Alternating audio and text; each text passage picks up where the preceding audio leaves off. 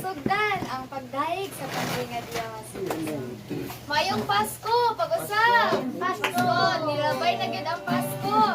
And dali ra gid kaayo na human ang dali ra kayo ang tuig na human natapos, dali ra kayo ang panahon. Pero ang atong hunaon is kinahanglan natong tapuson ni nga tuig nga kauban ang atong Dios. Ug sugdan kun ang sunod tuig nga kauban gihapon ang atong buhay nga Dios. So kani karon ang atong pagsimba mo ni ang katapusan nga Domingo ani nga tuig. Mo na dili nato din palagpason kinahanglan ani nga taknaa atong ihatag tanan natong mga kabug-at, tanan natong mga ipasalamat diya sa atong buhay nga Dios. Atong balikan pagtan-aw sukad di atong Enero karon nga tuig. Sa tibuok nga tuig giun sa pagpalangga sa Dios, giun sa pagpanalangin sa Dios. So palangga kay taniya bisan tuon. Dagan kay mga kakapoy, dagan kay mga problema nga nahitabo karon tuiga apan wala gid siya napakya sa pag-alsa, wala siya napakya sa pag-agak kanato hangtod ani nga adlaw. So magpasalamat ta sa atong buhay nga Dios. Himuon nato ning pagdayeg nga ang pagdayeg sa pagpasalamat, pagdayeg sa panalangin, pagbisan pagdayeg sa paghinulsol o paghinumdum diya sa atong buhay nga Dios. So karon before ta magsugod, before ta mag-awit, kinahanglan tang mag-ampo. Pasalamat ta ka sa tibuok tuig. Maayo kaayo ang atong buhay nga Dios. Karon mag-ampo ta, let's all pray in three times shouting, Lord, Lord, Lord, Lord, Lord, Lord, Jesus. Father God, ala kami din ka na Jesus nagdayeg kanimo, Father God, salamat. Ani nga higayon sa akong pagdayeg diya kanimo, Father God. Lord, wala gid ka napakyas, dili ka namo, Father God, wala ka nagkulang sa tibok tuig, Father God, ikaw gid ang nag-agak sa imong mga anak, Father God. Salamat, Lord, sa imong pagkamaayo, Father God, sa imong panalangin. Nagihatag dili ka namo, Father God, sa imong pagkamaayo, Lord, sa among mga kinabuhi, Father God, Lord. Kani among pagdayeg karon, Father God, among ihatag tanan ng mga kasing-kasing diya kanimo, Father God, na among ning tapuson kani nga tuiga, Father God, nga kauban ka, Lord, ug among sugdan ang sunod tuig, Father God, nga kauban ka, Father God. Salamat, Lord, sa imong pagkamaayo sa among mga kasing-kasing, Father God. Salamat, Lord, sa imong paghigugma, Father God, sa imong kaluoy bisan sa imong mga panalangin. Nagihatag rin ka na mo, Father God. Salamat, Lord, ako nang higibay ka ng tungod, tanang himaya, tanang pagpasalamat, Father God. In Jesus' name we pray. Amen. At ipalang patumakamot. Bago umitot sa iyong kanina. Alang sa kasundaluhan ni Jesus, ay bandilang iha ipakaya. Ipakayag ka sa itaas pinig, sa kanaga awit tayo. Magpadayon kita, ang Kristo na pagkahaluhan mo. Maghahaluhan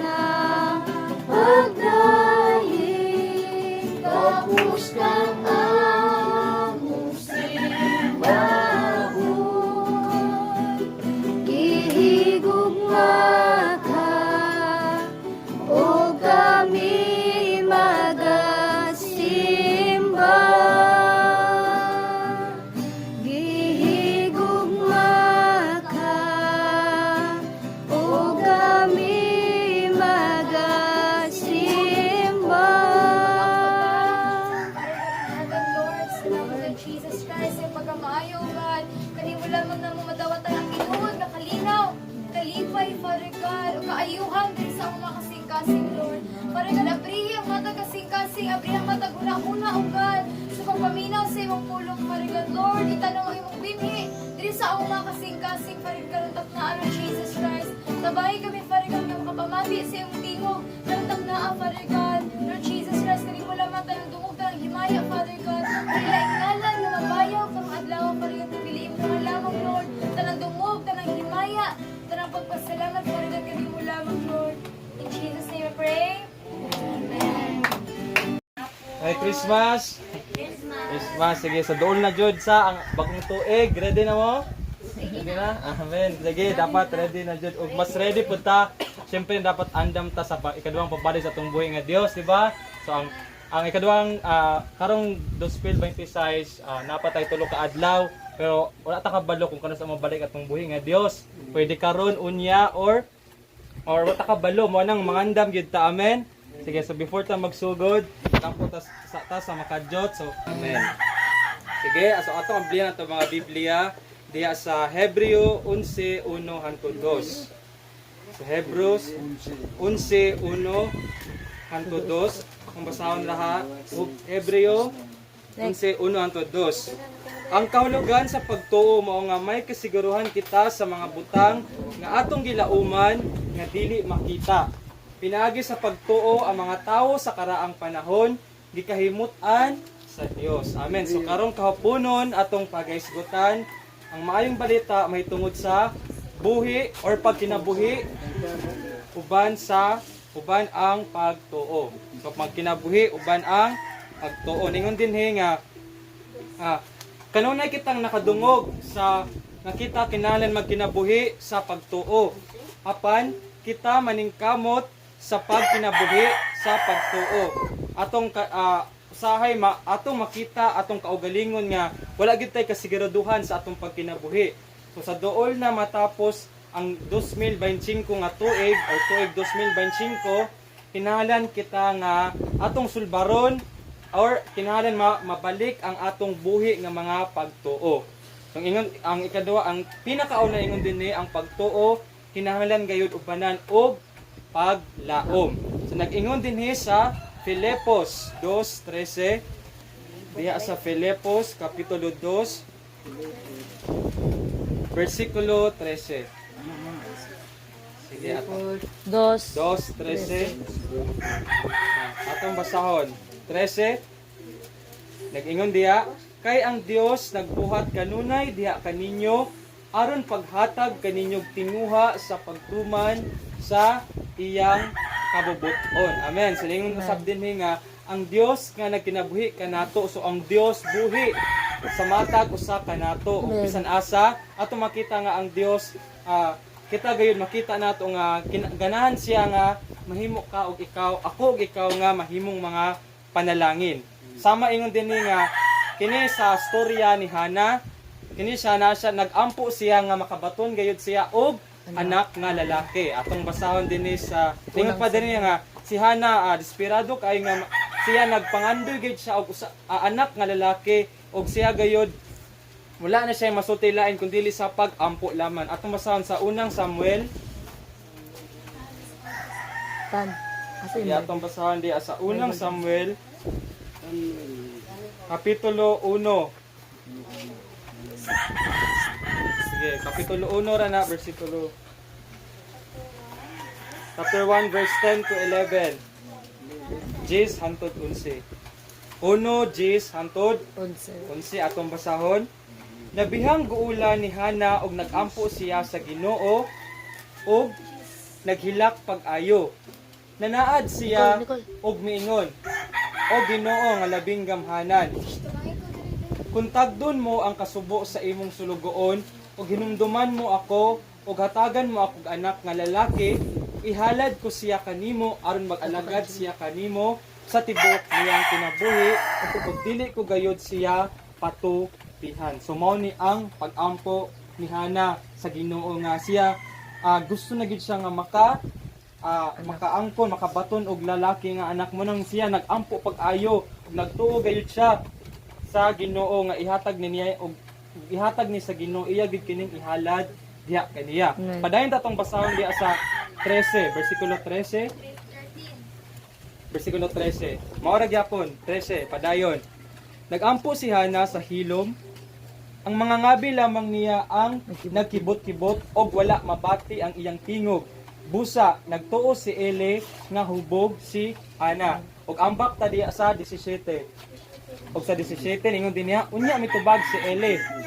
Ayaw na kagool, hatagan kaunta sa Dios sa Israel sa imong gihangyo kaniya. Amen. So ingon din nga bisan siya pari wala si kini si Eli pari ni siya apan wala siya kailakin sa ang Dios kay gatuo siya nga ang si Hana hubog kay kibot-kibot ra ang baba nga nagampo bisan naghilom pero nagtuo si Eli nga hubog pero ningon din nga gitubag sa Dios ang matinud-anon nga pag-ampo ni Hana. Diya sa bersikulo 20. Balik ambak ta sa 20. Si atong basahon. Sa pag-abot sa hustong panahon, nanamkon siya og nanganak og batang lalaki nga ginganlan niya Samuel kay kining bataa iya manggi pangayo sa Ginoo. Amen. Og ambak sa 27 hangtod 28. 27 hangtod 28. Kining bataa mao ang akong gipangayo sa Ginoo o gidungog niya ang akong pag-ampo. Busa gitugyan ko siya sa Ginoo aron mag-alagad siya kaniya sa tibuok niyang kinabuhi unya gisimba nila dito ang Ginoo. Amen. Diba? So sa saktong panahon ihatag sa Dios ang gipangayo nga anak ni Hana nga usa ka batang lalaki ug sa diyang naabot ang panahon iya gid kining gihalad sa iya sa buhi nga Dios. Amen. So inana ra kung kita mag-ampo gid sa Ginoo nga kinasing-kasing ug natay gikinahanglan pangayoon ginatana sa atong Ginoo sa kinasing-kasing gayud pinaagi sa pag-ampo o ihatag ra gid niya ni kanatong tanan. Og ikaduha ingon dinhi nga napuy usa diri nga byuda nga naghilak tungod sa walay katarungan diri sa Lucas 18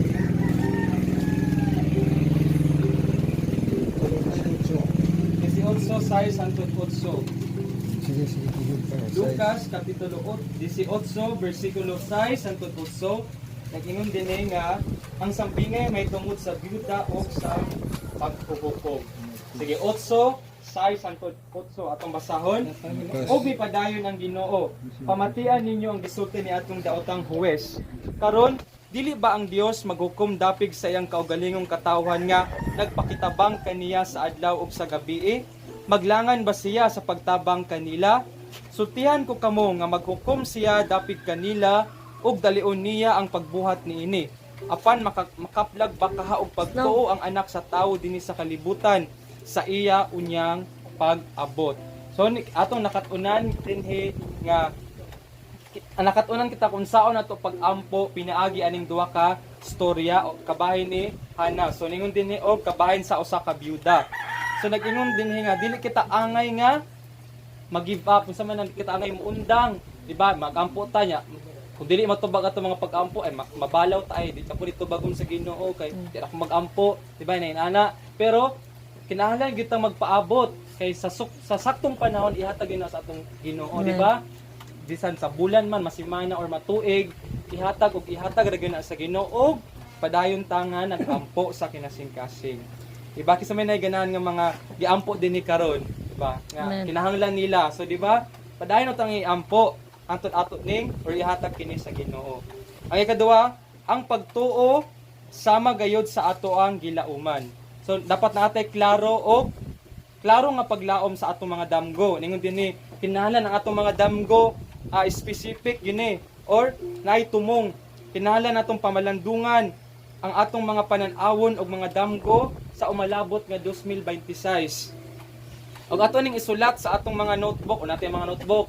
So sa mata ko sa nato dinhi kung sa may ganahan natong buhaton sa atong kinabuhi sa tuig 2026. Nabatay ganahan nga makapot sa atong kinabuhi or nabatay ganahan nga mahitabo sa atong kaugalingon sa 2026. Ato nang isulat sa atong mga notebook ug ato nang iampo diha sa Ginoo.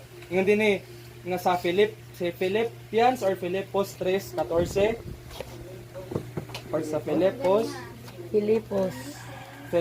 3 versikulo 14. Sige nag-ingon diha nga kinahanglan gyud nato ng ilista tanan nga mga damgo nato sa atong mga sige, nag-ingon dia 3:14 atong basahon.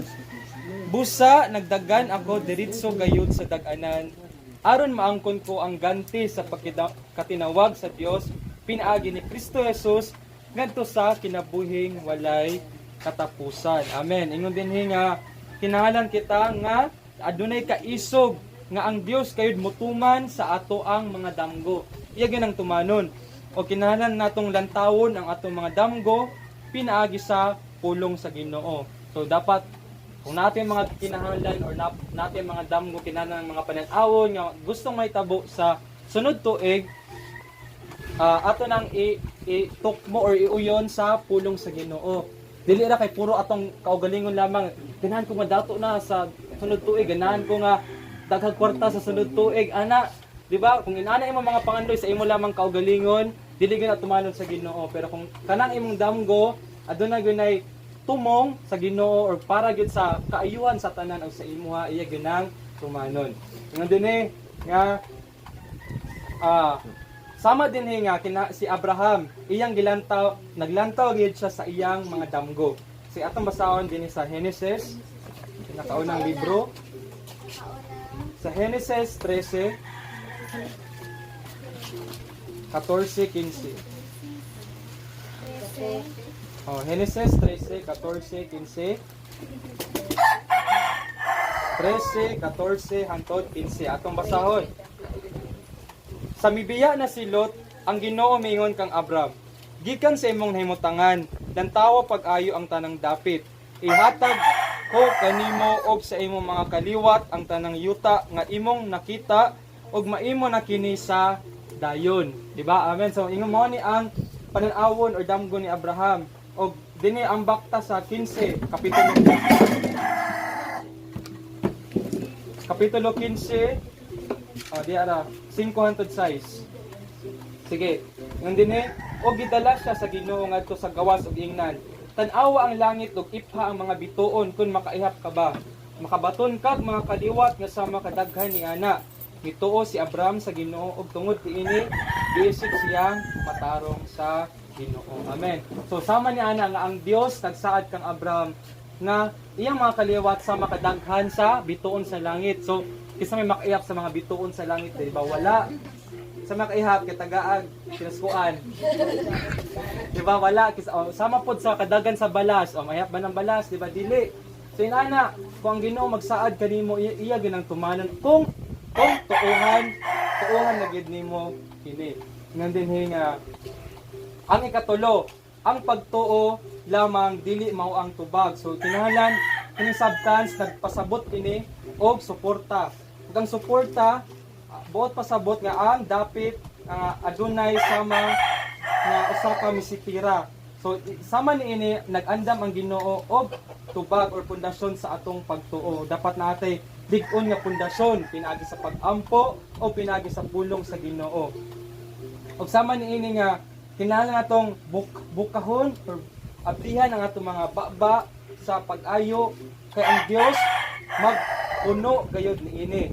Dinhi sa Efeso 3:20. Efeso 3 versikulo 20.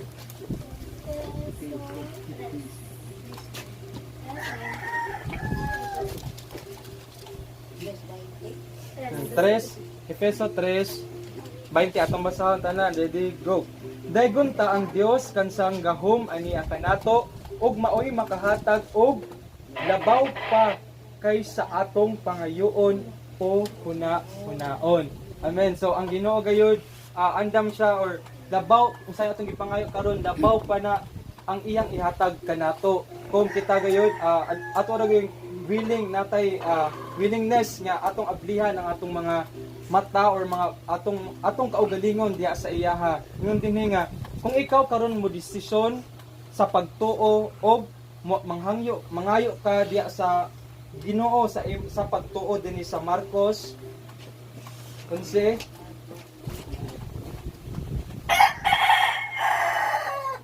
Marcos 11:23-24. Marcos 11, 23, 24. Pinag-ingon din na nga kinahanglan nato nga desisyonan nga kita mutuo gayod inubanan sa atong mga pagtuo. 11, 23, 24 atong basahon. Og timan ikini, makahimo kamo pagsugo ining bungtura, maalsa ka og maitsa ngadto sa dagat. Kung kamo walay pagduha-duha, sulod sa inyong kasing-kasing og nagtuo nga mahimo ang inyong gisulti, mahimo gayud kini. Tungod niini ingnon ko kamo nga bisag unsa ang inyong pangayoon diya sa pagampo, tuohi nga madawat ninyo kini og mainyo gayud kini.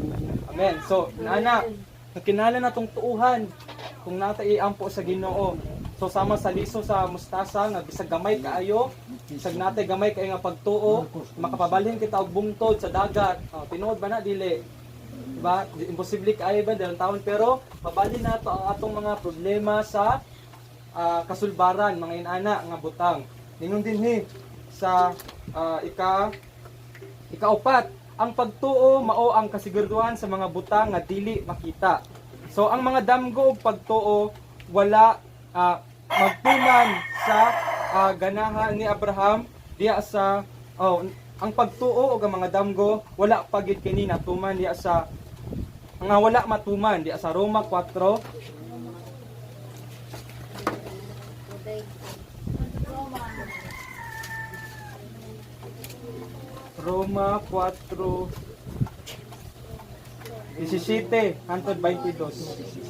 4:17 hangtod 22. 17 hangtod 22. Yung din na. Sumala sa gingon sa kasulatan, gihimo ko ikaw nga amahan sa daghang mga nasod. Busa nadawat ni Abraham ang saad at tubangan sa Dios nga gituohan niya. Ang Dios nga nagbanhaw sa mga patay ug nagmugna sa tanan nga wala kaniadto. Mituo ug milaom si Abraham bisan sa panahon nga wala na siya paglaom nga makaanak pa. Busa nahimo siyang amahan sa daghang mga nasod.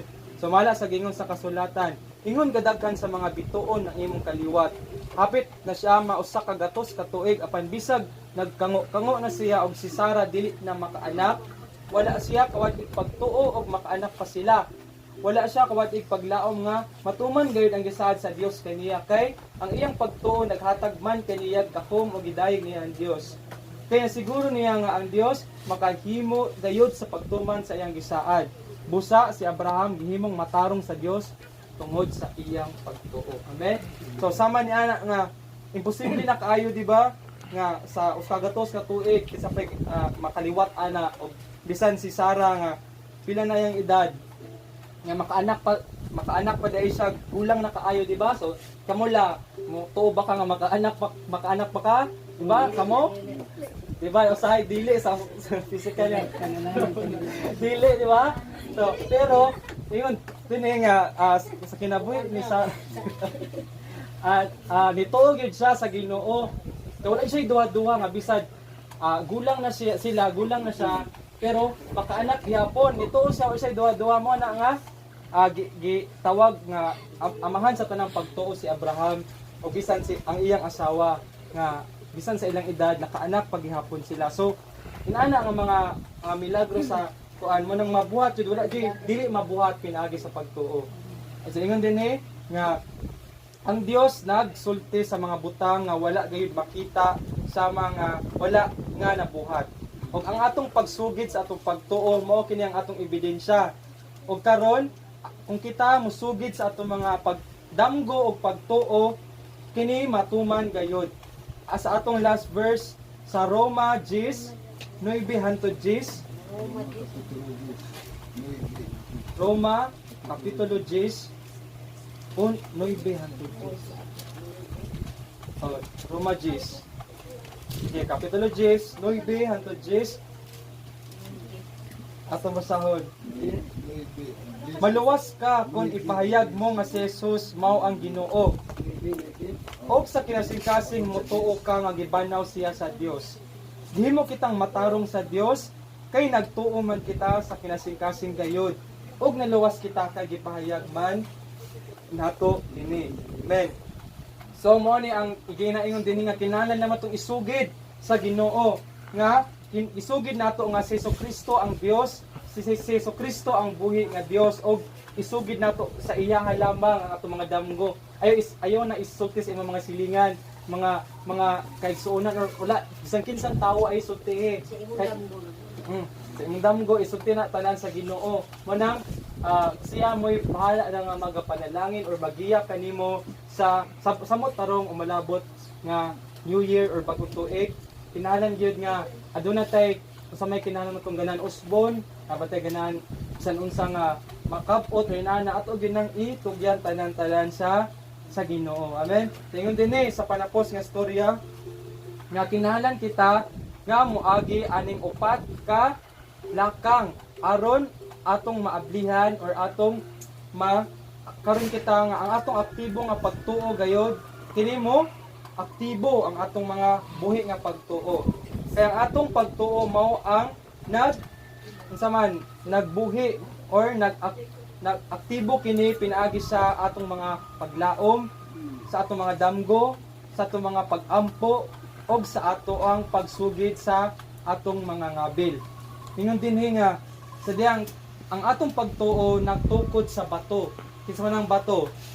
Diba si Hesus Kristo. So, dito ang atong pagtuo kung atong itukod diya sa bato nga mao si Hesus Kristo, makalampos kita sa tanang pagsulay. Amen. Ingon dinhi, nagalaom kami nga karong last nga Domingo. Mao ni ang pinaka-last nga Domingo sa tuig 2025. Ikaw gayud makabaton sa imong pagtuo og mag-andam ikaw mangandam sa bag-ong tuig.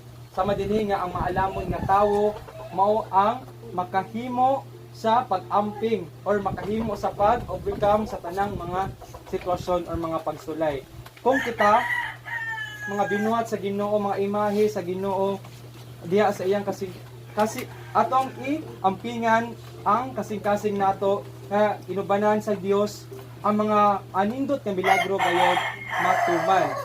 Atong lapdon ang atong mga kasing-kasing, ang atong bukaduhon, ang atong mga huna-huna o kasing-kasing og naglaom kami nga ikaw mahimo nga imo gang dapiton ang Ginoo sa tibuok mong kasing-kasing og ikaw gayud magiyahan sa balaang Espiritu Santo sa Dios. Amen. So mao ra gito ang pulong nga atong na dunggan o nakaambit sa atong buhi nga Dios, atong palakpan atong buhi nga Dios og